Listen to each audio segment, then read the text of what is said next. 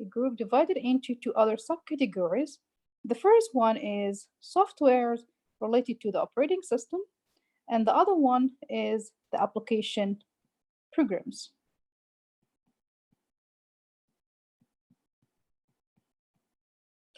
When we are referring to the operating system, we are talking about the main controller. So software related to the operating system is those software that are related to the main controller. When we refer to the application programs, those are the programs that are used or initiated by the users. So those are the programs that are initiated by the users. And the operating system responsibility is to perform or to execute those application programs provided by the users. We also know that the application programs, they use the computer hardware in addition to the operating system to solve the user's problems. While the operating system, on the other hand, they control access to the hardware by the user. So if we have classified the operating system as a part of the system software or the software in general that is related to a computer software system, so how would the system act or react with an operating system, because operating system itself is a software? Based on this, we need to understand how an operating system as a software will provide a support for other programs, especially that the operating system itself is a software. We know that it is responsible for loading other programs into memory for a task to be executed. But when we are referring to an operating system as a software that is responsible for loading other programs to be executed, when exactly the software should be in a memory as well to be executed? Because an operating system itself is a program or a software. That means itself should be or needed to be loaded into the memory and also to be run. But how we could solve this? A software will load other softwares into memory to be executed, while the software itself should be loaded in the memory. So this is done through a two-stage process.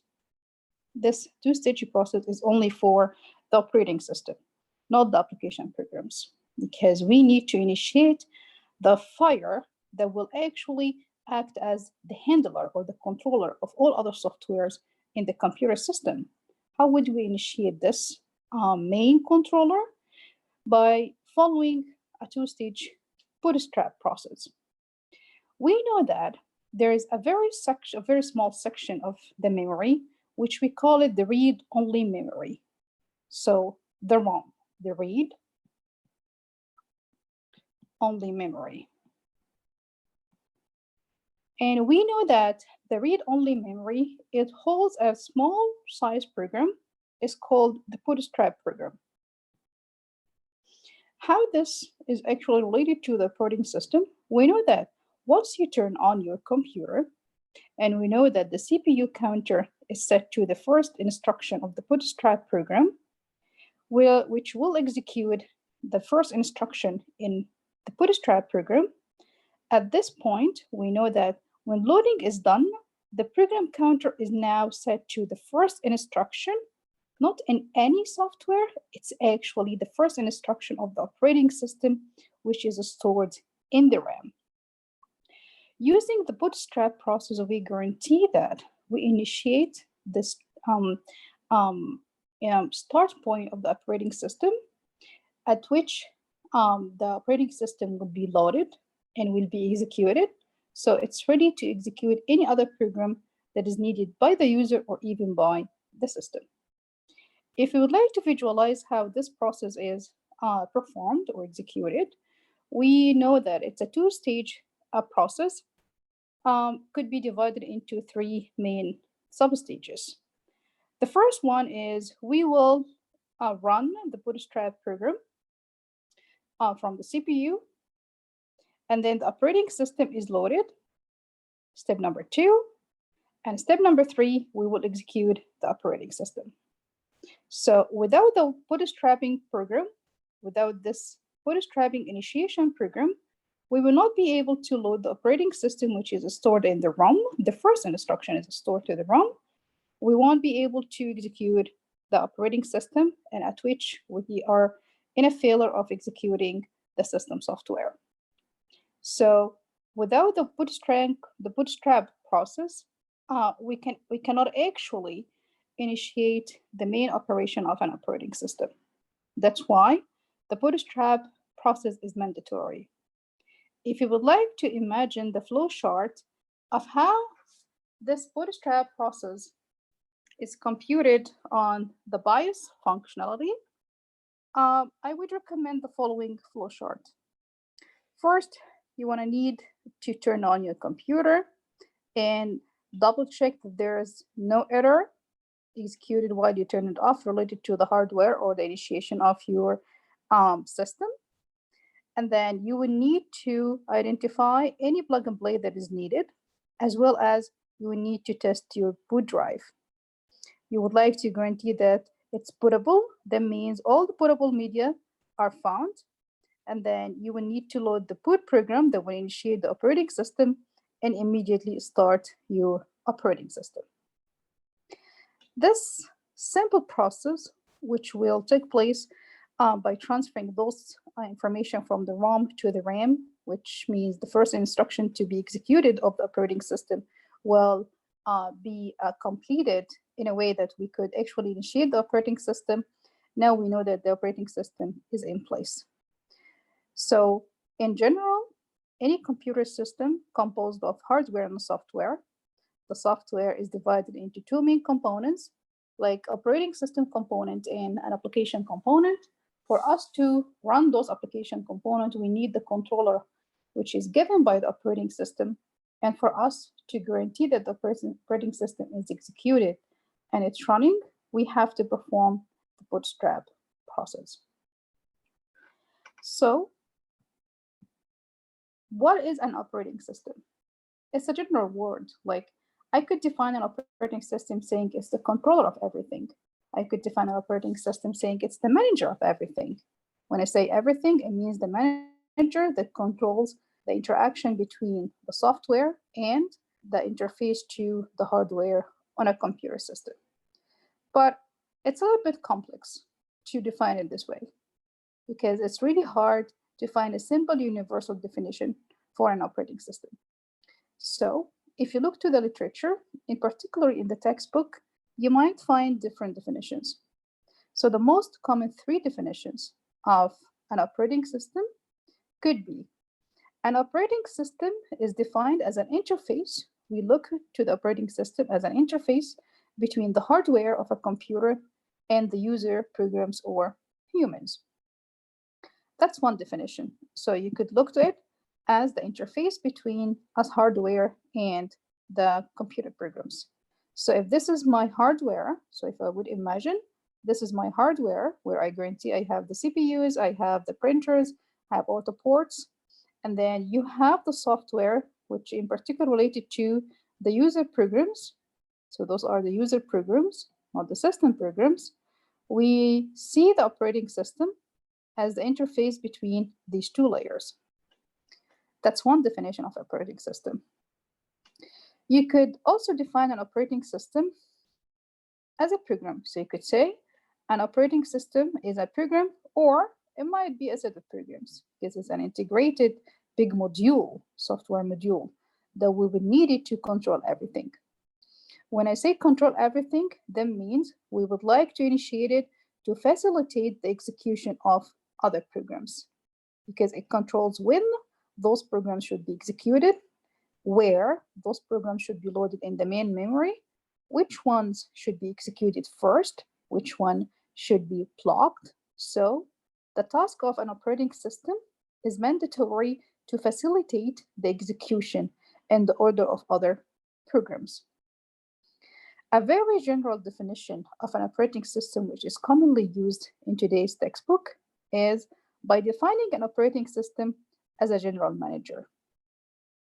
We look into it as a program that is in control of other programs, or a general manager of other programs that is responsible to supervise those activity given of each component in the computer system. So as a general manager, it checks that the hardware and the software resources are used efficiently. Because if you are managing your hardware and software and perform those interface tasks between the hardware and software, it's mandatory for you as a general manager to check if each of your hardware and software resources are actually working or used efficiently. And you have to identify as a general manager if there is any conflict on using those resources. And how would you mediate to solve such conflict? So being a general manager, your task is to supervise those activities. Your task is to check if everything is working efficiently, and your task is to check, in addition to check the efficiency of your components, whether it's on the hardware and software level, your task is also to check if there is any conflict in the resources allocated in your system. And if there exists a conflict, your task is to solve it. That's why we refer to the operating system as a general manager. So each definition, we will stick to it in our course. Actually, you will see me alternating between the three definitions across each lecture. In some lecture, I will refer to the operating system as the general manager. In some other lectures, I will refer to it as let's look to it as a program. And then in some other lectures, I will go over the definition of the interface. So we don't have a specific definition that we will focus on. However, the most commonly one that I will use later on is where I'm going to define it, the operating system as a general manager. So based on this, I would like you to consider a very shallow or abstract definition of an operating system, which we define it as a software. That means we refer to the definition of being a program that will act as the abstraction layer. So now we invoke the definition of being interface between the physical resources, which we refer to as the hardware of the computer system, and the application programs. So this is a very shallow or general definition of operating system as well, which combines the three other definitions that we define it above. So if we'd like to visualize this, we can see in this graph that the operating system acts as intermediate layer. So we could refer to it as an interface or intermediate layer, interface or intermediate layer.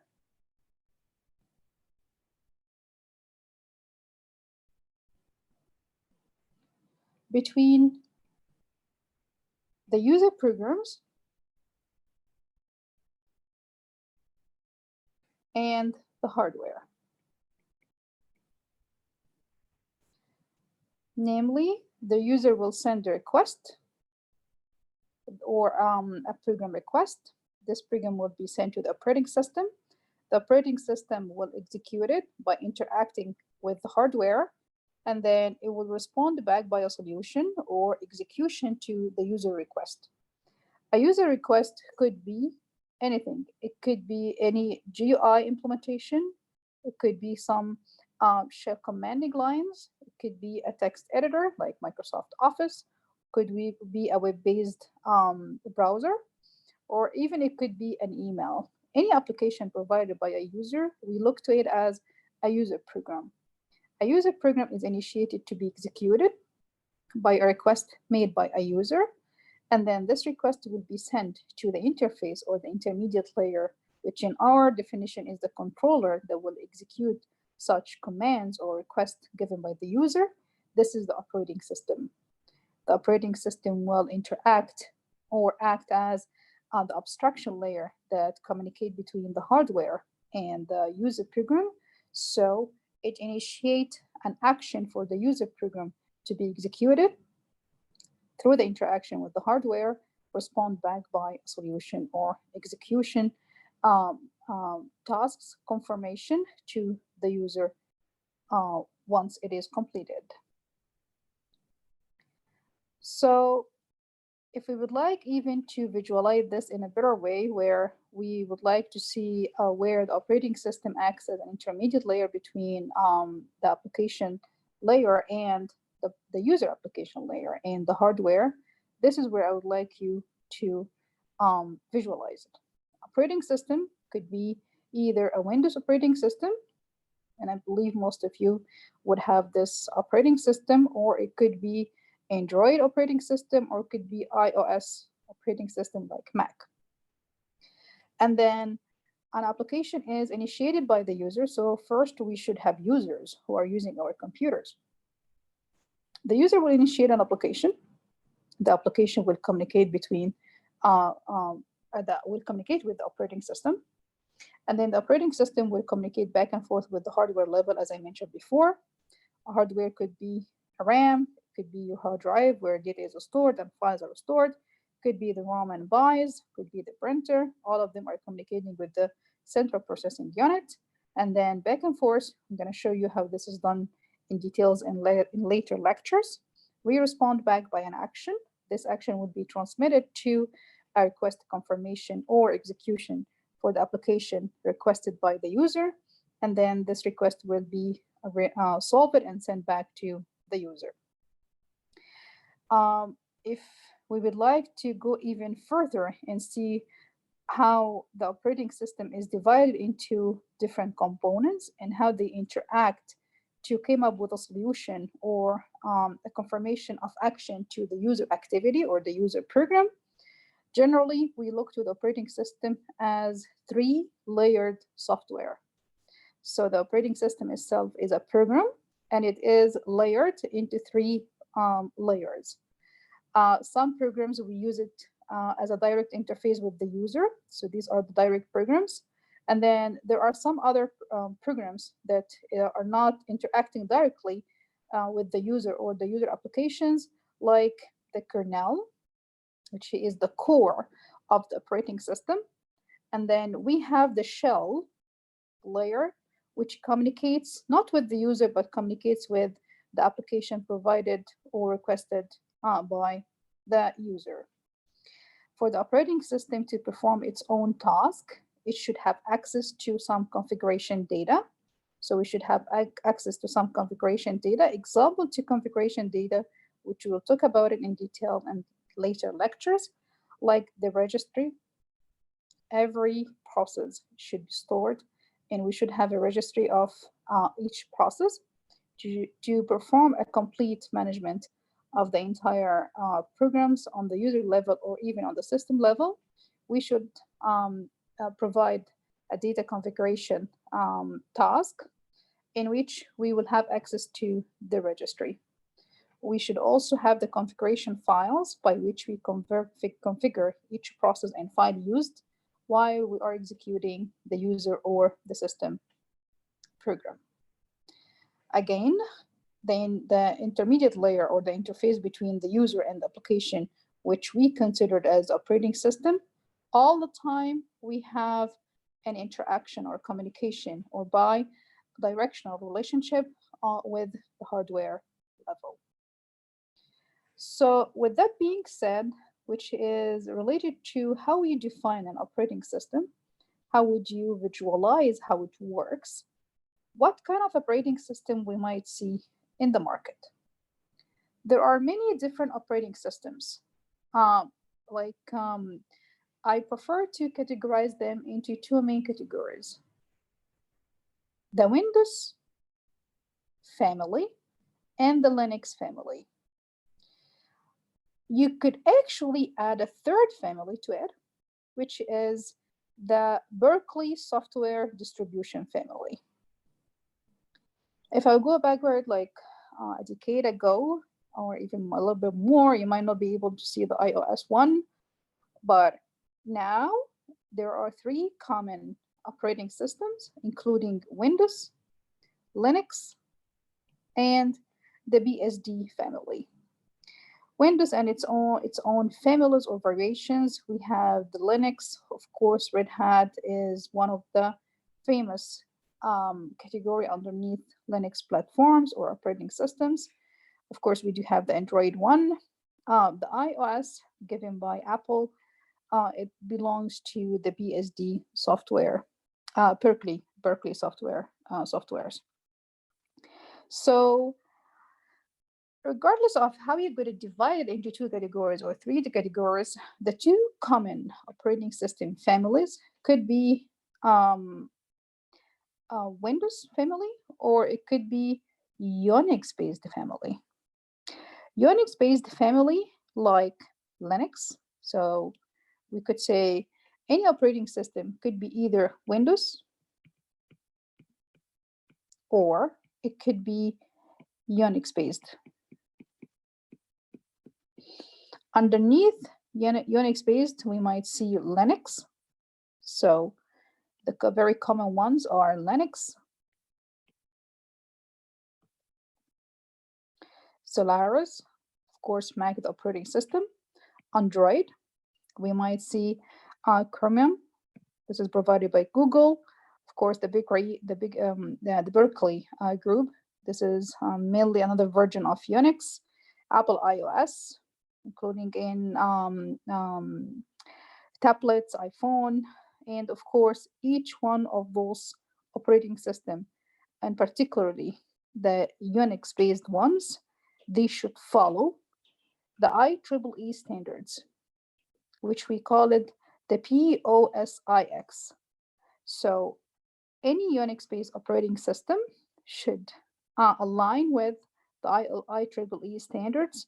And we know that the Microsoft Windows actually, they completely compliant to the standards, the IEEE standards as well of designing an operating system. And I'm going to talk about the POSIX in later slide.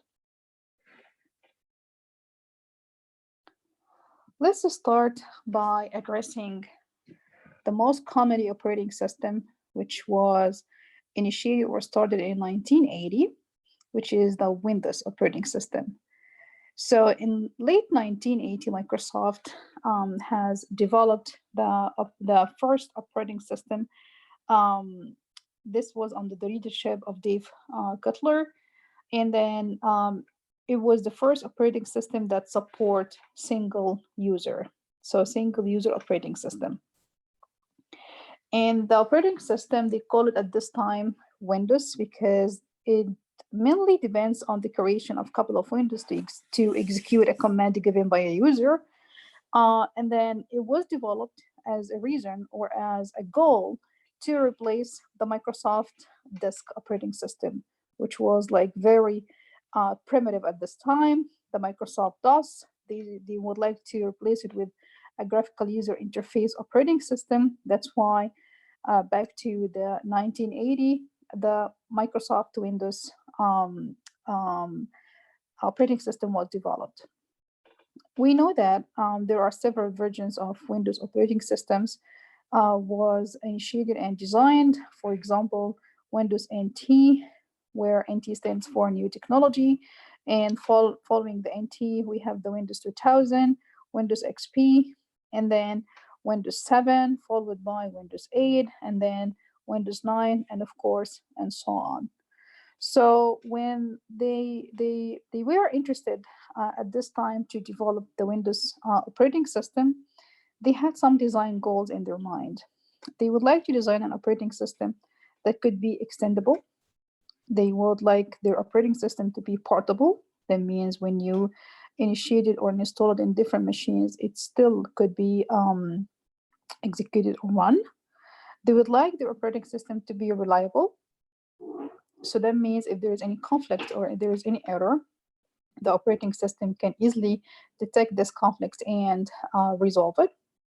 They would like the system to be compatible, whether the compatibility is on the software level or even on the hardware level. And of course, they would like their operating system to perform very efficient. That means when you install a new computer and you initiate a request, you would like a return to your request within a reasonable time.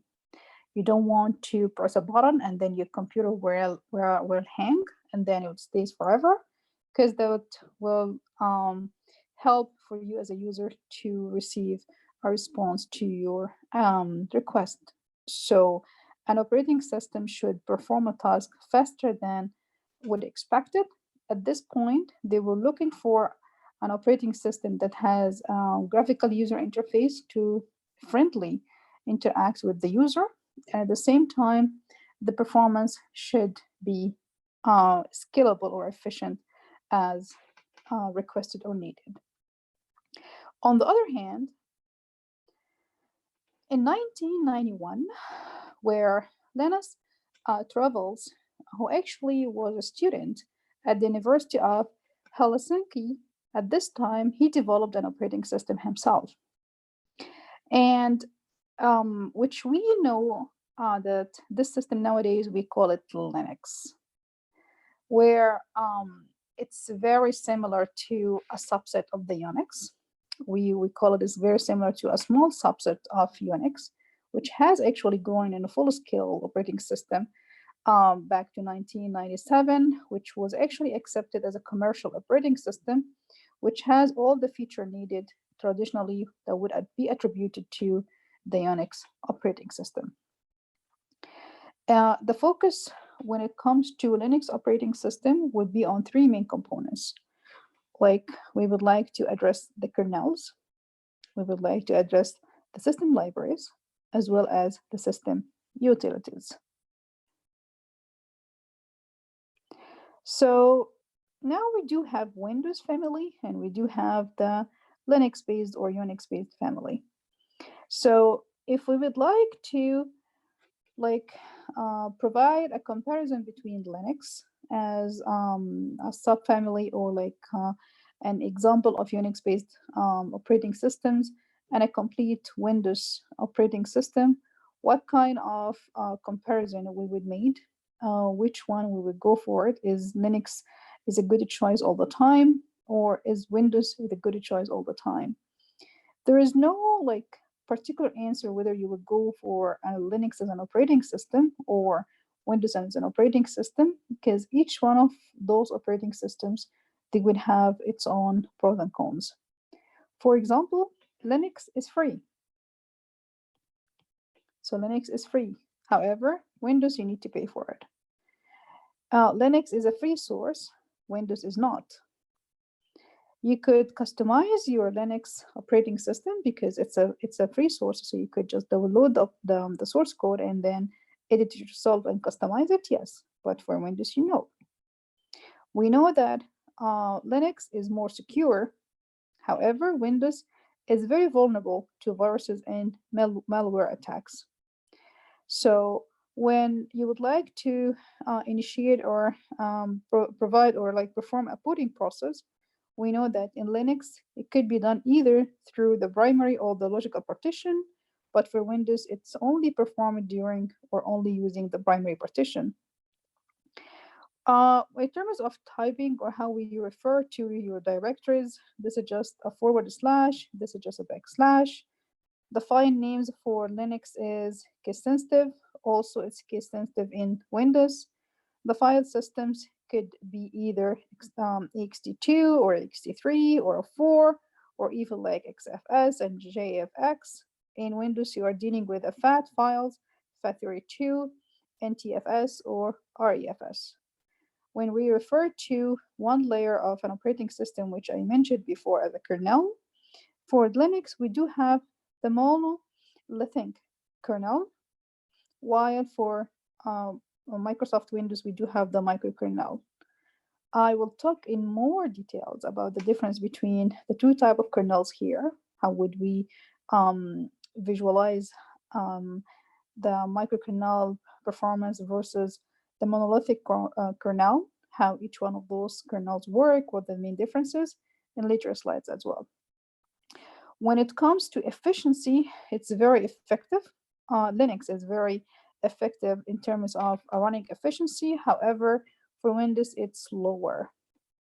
So if I will count how many check marks I have it here, it looks like Linux is a good option. but not necessarily because it's an open source. So although each one can actually customize it, although each one can work and develop its own version of it, but at this point it's a little bit tricky because most of the open source software are not licensed. It's not guaranteed that it will perform the same on each computer. So it might be a question: is Linux good, or is Windows a good option?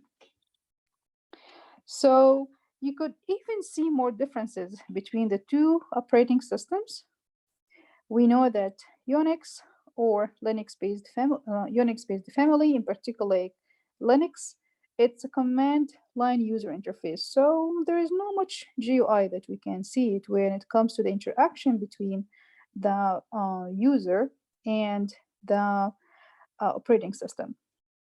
Also, that might be one of the drawbacks about Unix-based systems, that there is no GUI that you could interact with Unix. However, Unix is multiprocessing.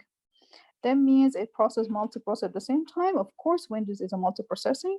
However, at this time, it was not it was not possible for Windows. So also Windows it will support plug and play, and this feature is not available in Unix. I have this article here that looks interesting if you'd like to read more about the differentiation or the comparison between Unix-based family versus Windows-based family. And I do have this nice link that I would like you to watch it and tell me your feedback about the differences between. So this link will show you a very nice, cool plug-in video about the differences, or how you do compare Windows versus the Unix family.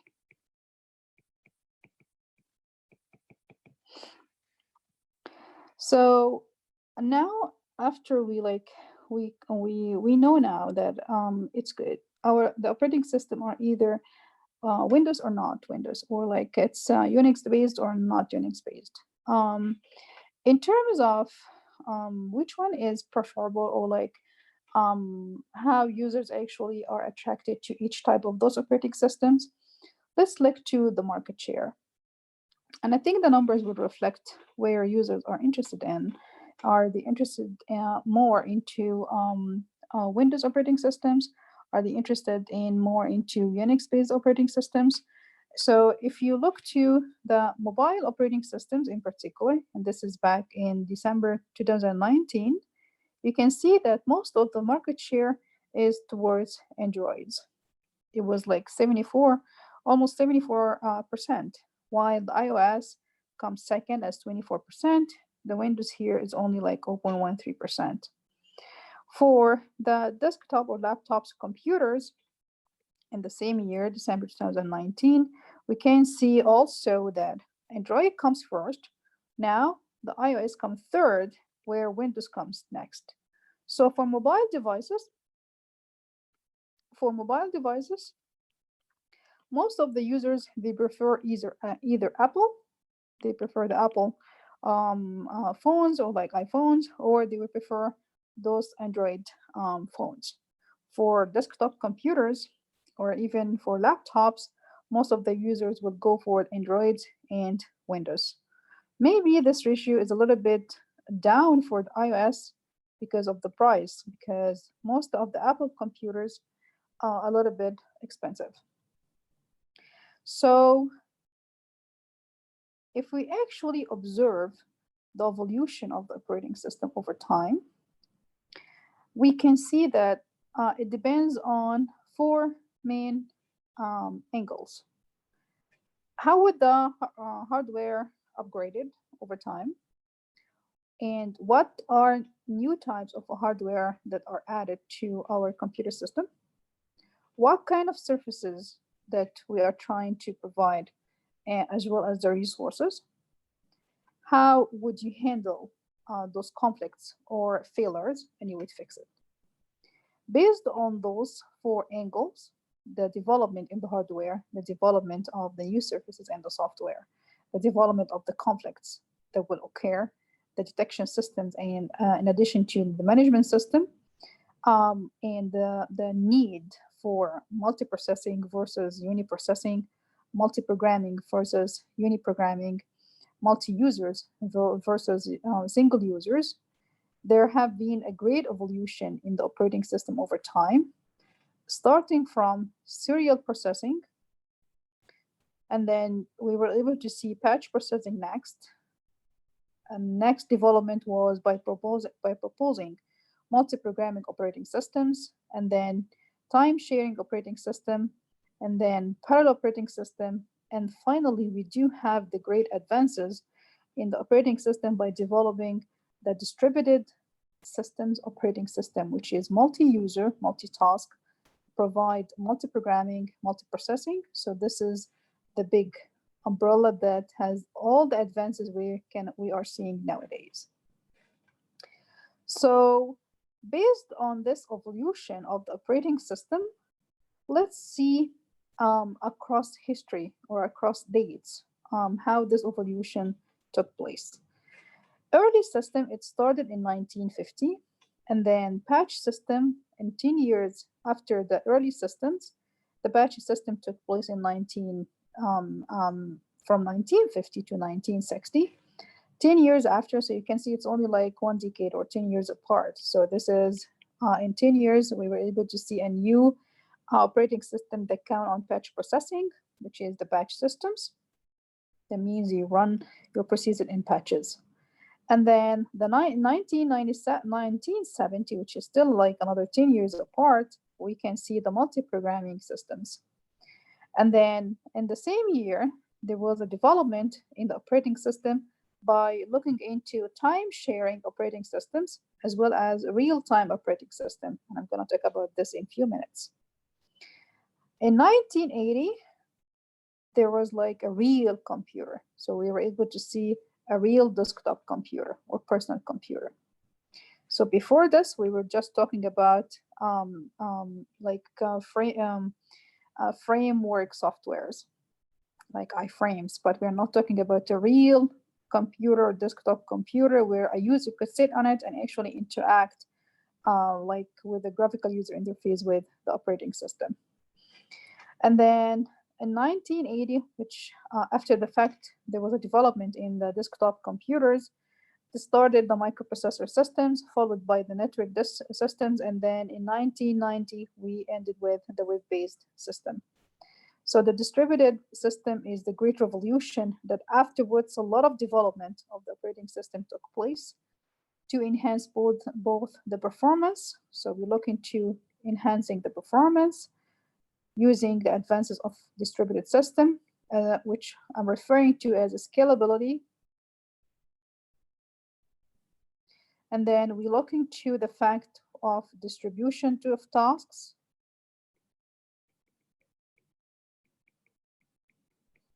as well as multi-user systems versus multi-task systems. In particular, running in parallel. So let's talk about each one of those evolutions individually.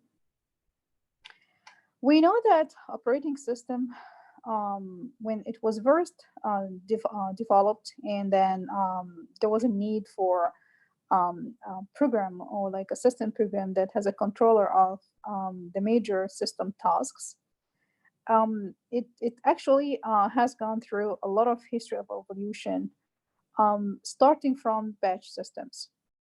As I said before, it started in 1950, and actually it was developed to control the mainframes computers. And actually back to 1950, which is like years and years ago, the computers were very large machines. So we can see they're just like huge size. At this point, they used punch cards for the input, line printers for the output, and tape drivers for secondary storage media. Each program to be executed for batch systems, we call it a job. And a programmer, if he or she would like to wish to execute a job, that means they have to send a request to the operating system in forms of those punch cards, and then each program is divided into thousands and thousands of punch cards that should be executed in batch, and then we use the line printers to generate outputs. Of course, that's really time consuming. The idea was there, but there's a need for more efficient development of an operating system that will save more time and still perform a user request. Following the batch systems, the multi-programming time-sharing systems come in place. So in order for a computer system to actually be used in a very efficient way, the idea or the concept of multi-programming was introduced. What is multi-programming? Multi-programming means that we do have several jobs. They will lie in the memory at a certain time, and only we assign a resource to a job among those several jobs that actually needs to the condition the resource is available. So now we do have multiple jobs. It's not only performing one job at a time. No, we are performing multi-jobs or multi-programs at a time. We know that only the process or the job that will assign to a resource, and this resource is free to be used. When I'm referring to a resource could be a printer, a resource could be a keyboard, a resource could be even the hard disk. So when a process or a job has requested access to a resource among those multiple processes or multiple jobs or multiple programs, and the resource is free to be used, then the process will be executed. So we have multiple processes in hand. That's why we call it multiple program. At this point, all the resources are shared. So multi-programming would bring in the idea of time sharing, in addition to resource sharing, which could be shared between different jobs. This is based on the idea that each job will be allocated to a portion of time to use the free resource.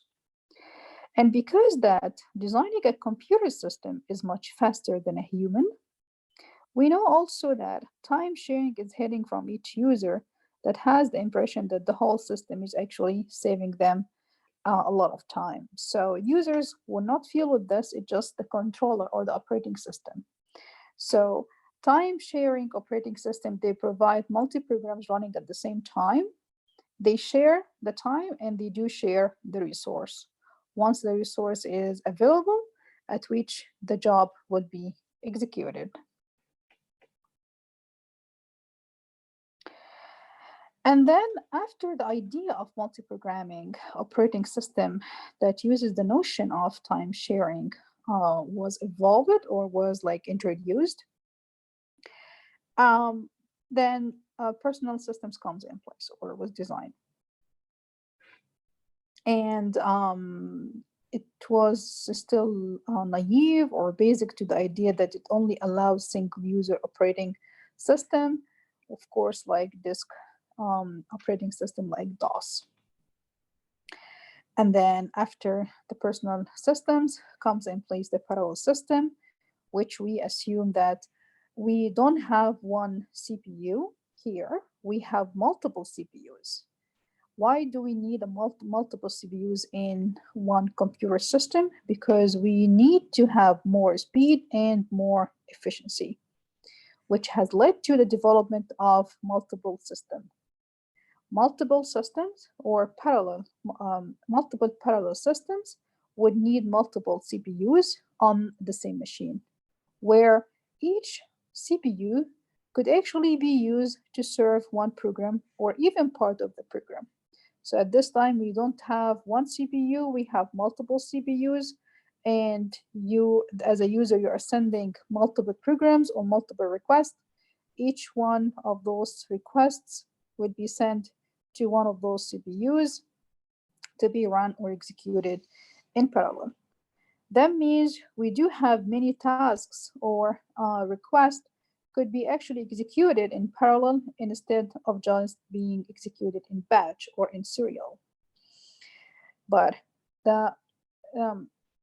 if you are seeking more speed and more efficiency, you have to be careful that complex operating system will be the penalty of achieving more speed and more efficiency.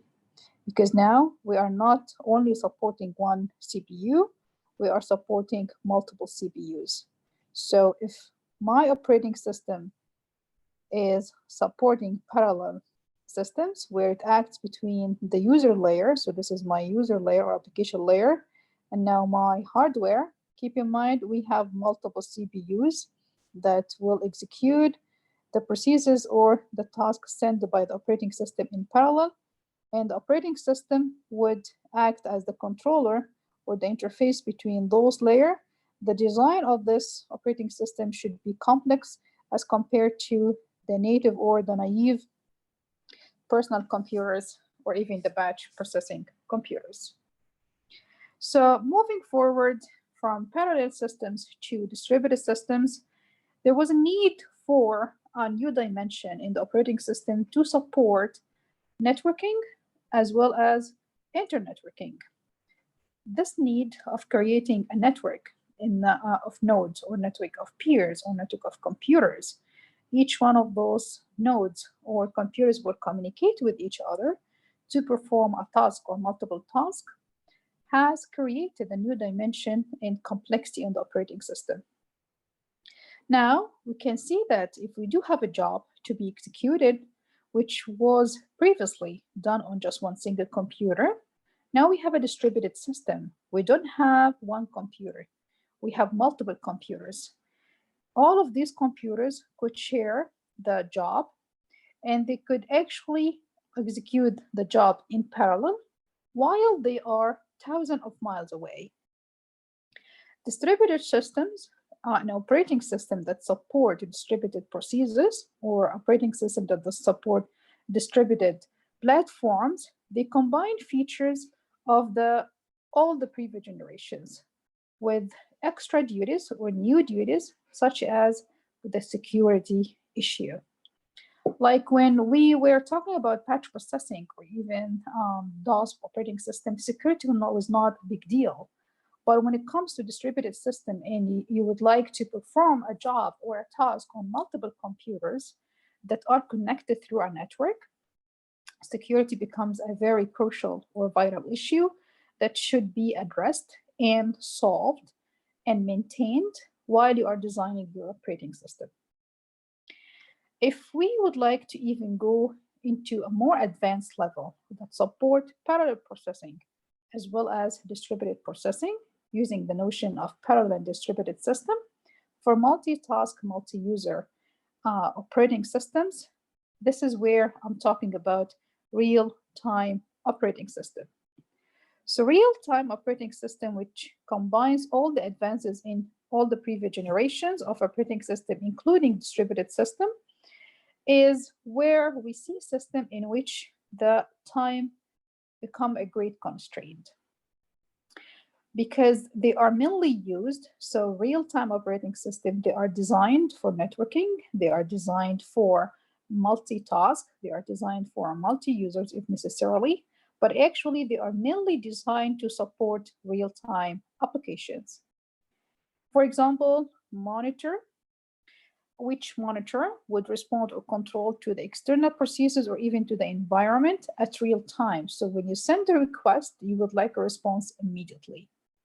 Most of the real-time systems are mandatory used for healthcare systems, as well as smart cities, or even in defense system or military systems, or even in aerospace systems. Most of the systems that would need an action in real time, like you don't want your operating system to store your process in a queue while it takes forever for a respondence, you would like your action to be responded immediately. That's where you would like to design a real-time operating system. So based on this, we would like to classify operating systems across different categories. There are some operating systems that we could say it's a multi-user operating system. So we have two or more users that can actually work with programs, and they share those peripheral devices like the printer, the scanner, and fax. So this is where we have multi-user operating system. Multitasking operating system are those operating systems that will support multiple applications operated at the same time. Multiprocessing, on the other hand, we are not talking about multitasking. So multitasking means multi-applications or multiple processes to be executed. But multiprocessing, so I do have more than one CPU that could be shared. And multi-threading is a little bit different from multiprocessing. Multi-threading means a smaller program, a small part of a program, actually loaded when needed by the operating system. So multi-threading, I will align it to multitasking, but in multi-threading, a task is divided into many threads. So I'm going to divide that task into many threads. When I say a task could be a task, or sometimes we call it job. So it could be divided into multi-threads. So those threads will be executed in parallel. So instead of executing a big process or a big job, we will divide it into many threads. So this is one big process. I'm going to divide it into multi-threads. Each one will be executed in parallel. That will save even more time. And of course, another classification that we can see it for operating systems like real-time operating systems, the RTOS, which allows the computer to process and respond to the consistent input of information without any delay. That means it has to respond in real time simultaneously with less delay. That means there is no delay of performance, or there is no latency to respond to your request, or the latency is minimized.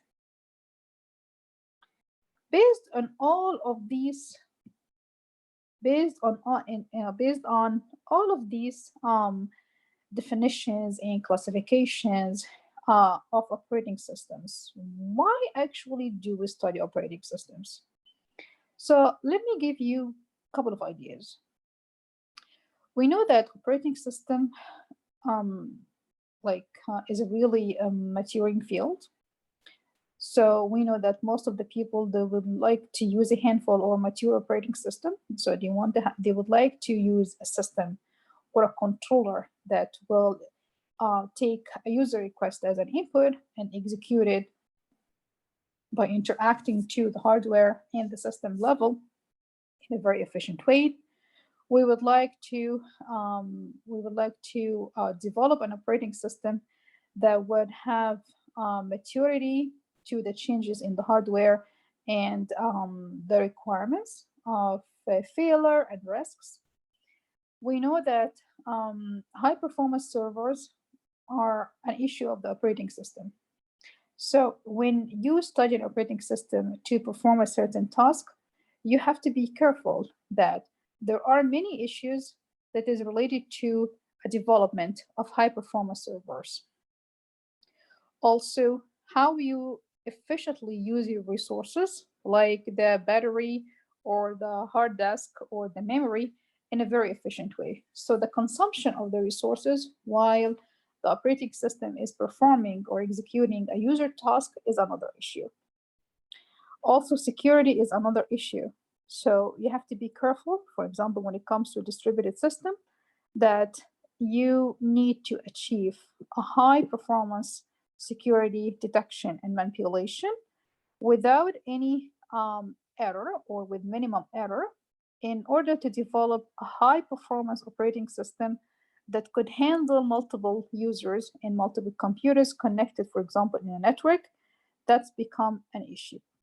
So handling all of those issues will help us to develop more technology that will use more advances of operating system. That means new smart devices could be created in place. That means the efficiency of developing operating system that handle complex and hard tasks can be easily addressed. However, when it comes with efficiency and speed up or scalability solutions, there's always a drawback of complexity. So we need to study operating systems so we could provide a solution to many of our daily basis tasks that could be automated using a computer instead of a human.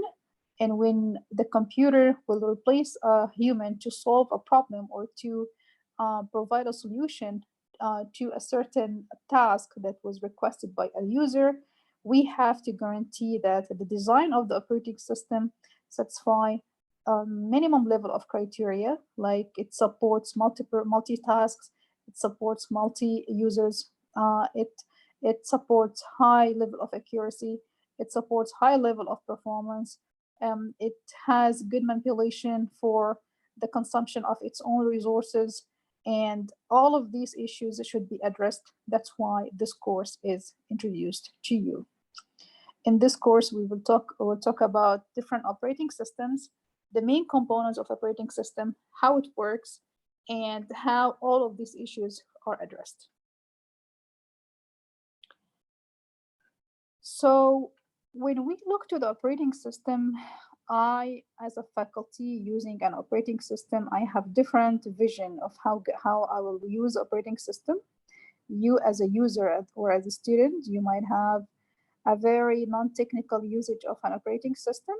But if you are an application programmer, or if you are a system programmer, like a system administrator, you might want to have a different view of your operating system, and you would need a deeper understanding of some of those main components of operating system as compared to just like an end user. So if you are an end user, your vision or your view of the operating system is different as comparing to the application and system programmer. Let's move ahead and see how each one of those individuals will have his or her own view of operating system. If you are an end user, that means you don't have any non-technical background about an operating system or how it works. That means you are just interested in providing or sending a request to the main operating system, like if you would like to write a Word document, like Microsoft Word document. Experiencing differences of operating systems like Windows versus Apple, that would be actually very cosmetic level. Like it's easy for you to switch between Windows and Apple. If it might need a couple of days to get used to it, but as a non-technical user, you really don't care. You just want to have a computer in which you will send your request, and then you have your request resolved. So as a non-technical user, your view of the operating system is just a tool at which I will send my request, and then I will get my request resolved or my process completed. But if you are an application programmer in which you actually design or program a certain application, your view might be a little bit different. You don't have this shallow view of the operating system as just a tool. No, actually, you will strive to isolate the operating system code into small modules.